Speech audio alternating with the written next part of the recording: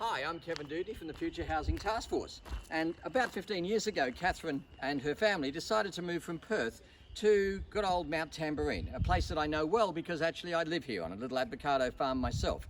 So Catherine and her family set sail for a beautiful town where they wanted their own water, great soil, and a chance to bring up their family. And so they bought a home, which was around about a 4-bedroom, older style home, 2-bathroom, that you'll see a little bit of later. And the goal that happened from there was about 3 years ago, 2017, Catherine joined our program, Property Revolution, to learn some different strategies that may have worked for them and their family. Catherine's decision was based on some discussion with our town planners and other things, was to do something quite remarkable. And I'm going to talk to Catherine about what that was to see whether 3 years later that's a decision she's happy with, or whether if she had a time over she may have done something else. So I guess without further ado, let's say hello to Catherine. Hi, this is Catherine Taylor. Catherine's now a resident of Mount Tamborine, as I am. We both are residents of the local Mount Tamborine area. Catherine, you picked this house about 15 years ago? Yes. 4-bedroom, couple of baths? Yes. Yeah. So what made you pick it? I mean, how big was the land and all those things? Tell me that story. Land was 1.5 acres. Oh, good size. We'd actually seen it online, didn't like it, but when we came here, it was a different story. Just lots of possibilities, really big, solid home. Yeah. And we wanted land. We came from land in Perth, but we needed good soil and lots of water. So I've followed your life a little bit because when I was 18, I was also a sand groper. Not born there, but I lived there for about 3 or 4 years. You of course spent longer there. Yes. And then got away, and now you've been here for 15 years. And as we say, the home's got good bones. And your original goal when you first met me was to try and figure out how you could maybe not have such a big mortgage. Yeah, we needed to reduce the mortgage. Okay. Majorly. And so you met our town planner, which was Cameron Adams. Yes. And Cameron advised you it was possible to build a house with a granny flat, but there were some issues there that the granny flat couldn't be more than a certain distance from the main home. Yeah, we couldn't subdivide, so we looked at what else we could do, and strata was our best option with what we had. So, but we could only build up to 100 square metres of living as a granny flat. And then we could strata it. Okay. So you then decided to proceed and build a granny flat, which we'll see a little bit later. Yep. And that hopefully then you could have sold that. So basically what we're going to do in this series is we're going to talk about what your hopes were, and then 3 years later what's actually happened, and how that hopefully worked out as a happy ending, or the alternatives that are coming from that. Is that okay? Yeah, absolutely. Okay, so basically, just summing it up, you moved here to Mount Tamborine, bought an 1.5 acres with an older home. That got you into a mortgage that you decided was a little bit too high. The mortgage was fine. We made some really poor investment decisions, brought a couple of units down the coast and GFC, and they just went. Gotcha. So that increased our mortgage significantly. Okay, we have a saying, and that is every problem in my life was once a great idea. So if we ever have a problem, we know it had to have been a great idea. Yeah. So I guess what you're saying is that was a great idea at the time, but it did hurt. And so you regrouped, and so we're going to talk about how we've dealt with that. Is that where we're heading? Yep, absolutely. Okay, so guys, that's basically it. It's a 1.5 acre site, 4-bedroom, good bones, older home, and we're going to talk in this series about what was the next step, and then what the granny flat idea was, how that's unfolded, and we'll go from there. So this is the granny flat, and basically it's a beautiful actual work you've done here. Incredible. Thank you. Tell me about it. Who was the builder? What happened? Builder was Palladio Hi. Homes in Pimpamar area. Yep. And they were excellent. Pretty much it was my design. Yep. I needed to maximise less than 100 square metres of living, and they built it, and we had no problems with them building it. So. Okay, so you said less than, but I suppose the maximum you can do is 100 square metres? Yeah, well, 99.9 I think it yeah, is. Yeah, 99.9. Strange yeah. rule, but yeah, I get it. Yep. Just under. But that doesn't include the carport, but if you'd made that car a comm with lockup, that would have been a different problem. It's 100 square metres of living, so verandas and car accommodation is not part of that. So it could be 150, 160 square metres in total. Yeah, it's about 100, I think it's just less than 150, or 160 something. And we'll have a walk through this home because you finished it and you've gone from there. Now, at one stage there, you decided you were going to list both properties for sale? Yes. You did that, but the comments you're getting on the established house with the good bones was they wanted you to renovate it. So tell me a bit about that. What happened there? Everybody that came through wanted it. A lot of people looked at it for dual living, which it's 2-story, and it does have good dual living possibilities. Yeah. But they wanted everything finished, like the renovation shows on Gotcha. TV. Oh, yeah. Staged, absolutely immaculate. The block. So the block. The Got it, block. the Yeah. Got it. 9 Life. Yeah. So and it's not that. It's good solid house. A little bit dated, but certainly, nothing. Okay.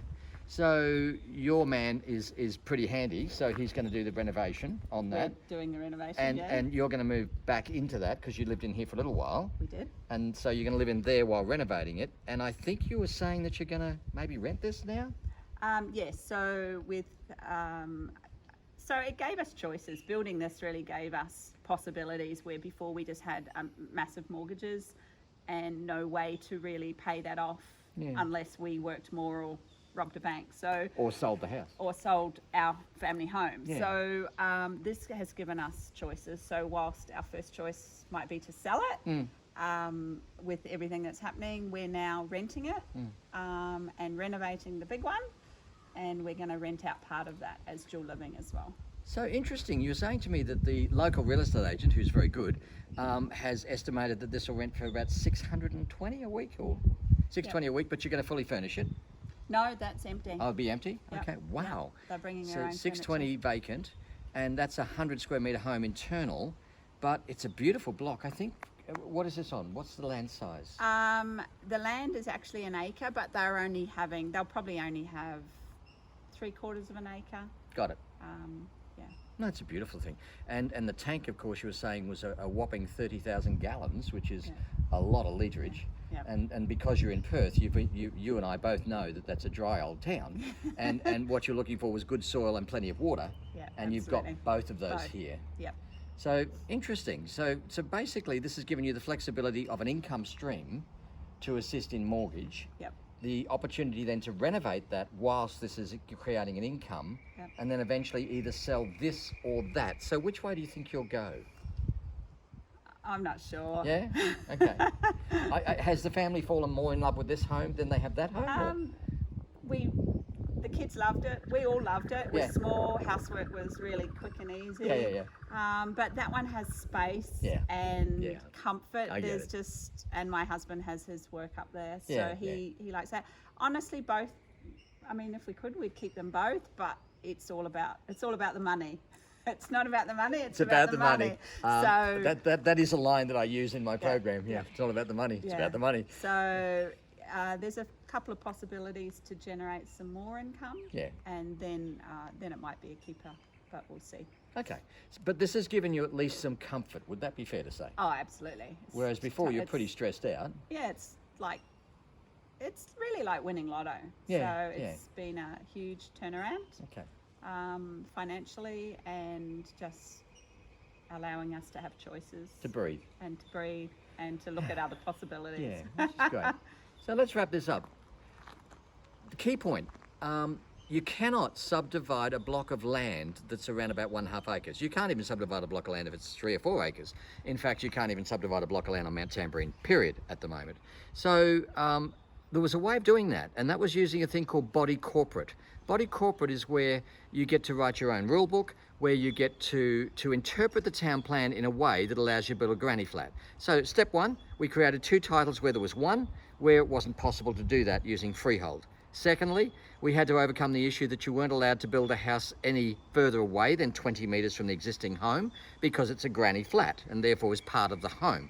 We had to overcome that by moving it 30 metres from the home to create its own standalone residence. And then of course, Catherine also had to add driveways and a whole bunch of other stuff which costs a certain amount of money that we'll talk about in the next series and our final series. Granny flats changes no matter where you are in Australia. In New South Wales, 60 square metres is a maximum, and that includes everything. No decks, No car comp, 60 square metres. In places like Logan City, could be 70 square metres. Wander out to Ipswich, could be 55 square metres. Perth's different again. South Australia is possibly not even acceptable. And in Brisbane alone, you cannot have a granny flat unless you rent it to granny. It's a bloodline relative. So that's not a good paying investment. So please be careful when we're talking about this topic that you're talking to someone who's in the know as to what you can do in a town near you. But granny flats are great, but I love creating extra titles. So the money in this one is the lifting of one title into two. So with no further ado, let's have a look at the granny flat that was built only a few months ago. And welcome aboard to our beautiful tour of a finished home. Hang on there. Hey, Catherine. Hello, Kevin. Welcome. to our granny flat. Thank you. Yeah. And you know, honestly, I cannot call this a granny flat. No. It is just, it's a home. It is. Like everyone's got this version of a granny flat that is just a tiny house. Tiny. Like a small space, a little nichey thing. Yeah. But 100 square metres is incredible. Yeah. And the openness, you said before you did this plan? Yes, I did this because 100 squares is not a lot. I didn't want corridors, didn't want any wasted space. So we maximised it, and everybody that's come in has said it looks a lot bigger than 100 squares. So, I mean, to actually create a home without a corridor is actually hard work, because what you can end up with is a big space with a whole bunch of openness but you've done it beautifully. there was a lot of plan changing and walking through that size space and imagining how big it was. We originally had doorways in the wrong spot and realised that's not where you want the bathroom door, and so but really happy with how it turned out. So let's come on in and just have a bit of a pan around. As we come into the home, you've got over here, you've got a bedroom that we've left the door open so you can at least see that. You've got a second bedroom over here, which is that one. So that's a master bedroom. Master bedroom there, ensuite. which you'll see. Second bedroom there, and another one here. Yeah. So we've got 3 bedrooms. A beautiful kitchen. You've got the laundry, which we'll see. I'd say let's wander into the master bedroom, shall we? Yeah. Okay, let's start there.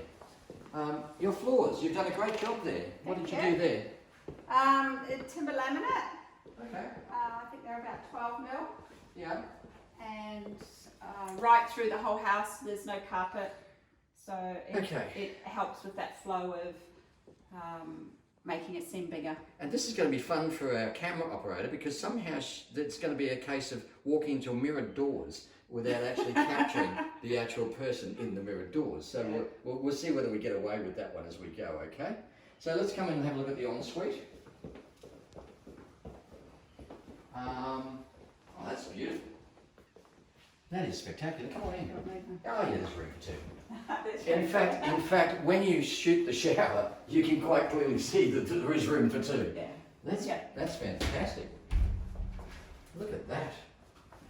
Wow. That is incredible. Yeah, nice big shower. Yeah. Stretch it up.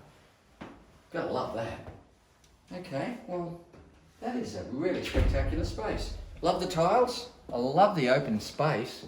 And of course, what a beautiful outlook. Yeah, nice views from every window. So after moving from sand and fences, what's it been like 15 years on the mountain? Enjoyed it? Great, yeah, apart from some financial decisions that went a bit haywire. I've got to tell you, let me go to camera for a second. For those listening, as I said before, every problem in your life was once a great idea. Money lost, nothing lost, confidence lost, everything lost. Catherine has come back from buying a couple of units that just tanked badly, and I'm sure you've all got stories to tell about that. But didn't lose her confidence, kept educating herself, got to know people who knew people, became part of the club, part of the group, learned from other people's ideas, and has slowly but just so beautifully just rebuilt that one step at a time. So congratulations to that. Thank you. Thank you for all your help. Oh, that's my pleasure. It really is. So out here.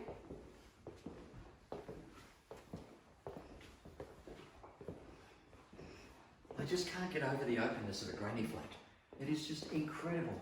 Councils We are... had 2 adults, 2 children, 2 teenagers, and yeah, it was fine. It was nice and cozy, and we liked it. I gotta say this, you know, in working with over 500 councils across Australia, it is incredible how each and every one of them interprets their town plan. Now they do it because they believe their voters want that.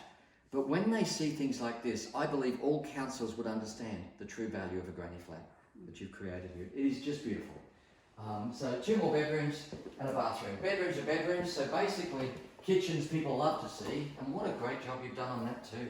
Yeah. That seems slightly wider than normal as a breakfast bar.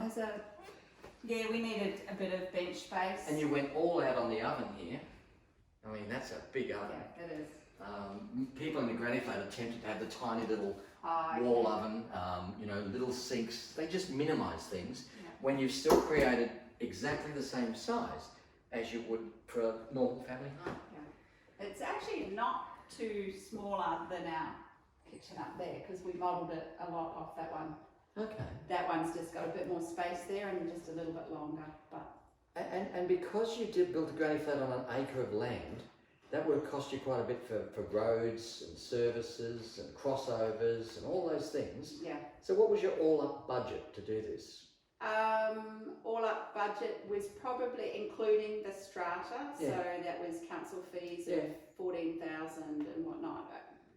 All in was 250k. Okay, so for 250k, you end up with a second block of land. Yep. You end up with a house that's about 130, 140 square metres, maybe it's much bigger with Caracom. Yeah, and veranda. And veranda. You've got a rental yield of, as you said before, about 625 a week. That's incredible, because you and I both know that if you put this on the market, it should crack the $500,000. Oh yeah. Will? Yeah. It should get more than 600 for this. Yeah. As a general rule, I find that for every dollar you get in rent, it gets pretty close to what the house is worth. So you said you get 625. So in theory, the house could be worth as much as 625. Yeah. So it's a funny thing. It's not always right, but I get comfortable with the idea. You know, 400,000 houses, a $400 a week rent. It's weird. And the funny thing is, before we did this, before we knew we could do this, we tried to sell the big house on an acre and a half for I think it was $850. Oh wow! And we couldn't sell it, and yet now we just about get that for the other house once it's renovated. It's weird. Okay, but so great. So what this has done, as we've said before, is it gives you a chance to come back to a point of comfort, to now know that you can either choose to sell or keep, or sell one and get back into the investment market, take advantage of changing times, but you've got time to do it. Yeah. So basically, you can rush slowly. Yeah. Eh? I don't know if I rush slowly ever, but No. So guys, finishing off, Catherine every month joins us on our webinars, and Catherine loves to ask questions, and without someone like Catherine, we don't get a great result, because we are taught to only listen to information. We're taught to not ask questions. We're taught to not even ask great questions. We ask, you know, what's the meaning of life, instead of how do I make my life more meaningful right now. Catherine asks great questions. It forces us to get really good quality people that can supply great answers. So if you want a great outcome, don't focus on information. Focus on what you're trying to do. Get clarity from that. Find that strategy. It's a bit like walking into a butcher shop and not sure what meat you want to buy, unless of course you're a vegetarian, at which point walk into that and see what you want to buy there. So basically, be sure of what you want to do, at least comfortable with that. And once you get that, and you're then dealing with your A teams, as Catherine has, it's not that hard. And so, thanks for listening, guys. Thank you, Catherine, for creating the most beautiful granny flat I have ever seen. I love Mount Tamborine as you do. Yes. And I look forward to your next journey. Yeah, thank you. Okay, all the best. See you guys. Catch you.